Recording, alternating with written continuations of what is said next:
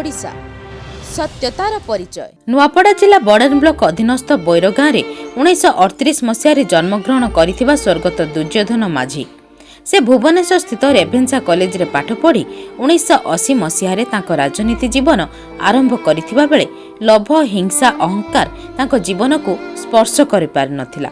से जने सरल मिष्टभाषी व्यक्ति थिले। से चाहिथिले बड़ ऑफिसरटी होई पारिथाते। सबुबेले अंचलर विकास कथा चिंता करुथिले।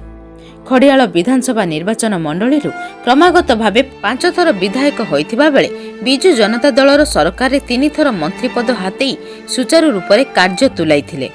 10/1/2022 तारिख रात्र 2 घटिकार भुवनेश्वर स्थित तांको सरकारी बासभवन रे चिर दिन पई पंचभूतर लीन होई जाइछंती।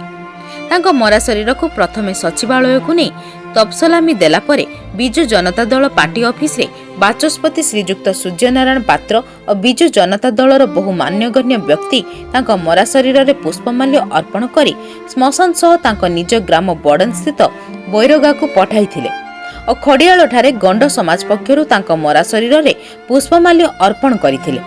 आज तांको मरा शरीर को निज ग्राम बैरगारु बड़ेन बस्ती परिक्रमा पूर्वक बड़ेन हाटपदा श्मशान घाट रे तांकर अंतिम संस्कार करा जायछि।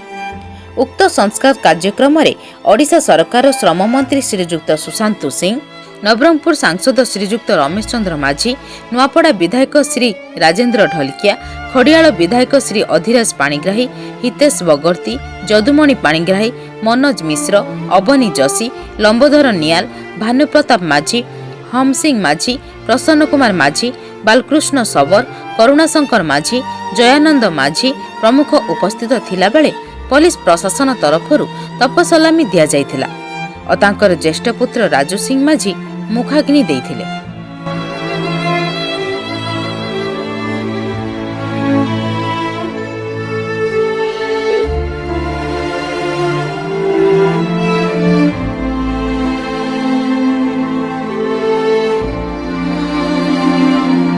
नुआपड़ा जिल्लार परमेश्वर मेहर का रिपोर्ट, न्यूज वन ओडिशा।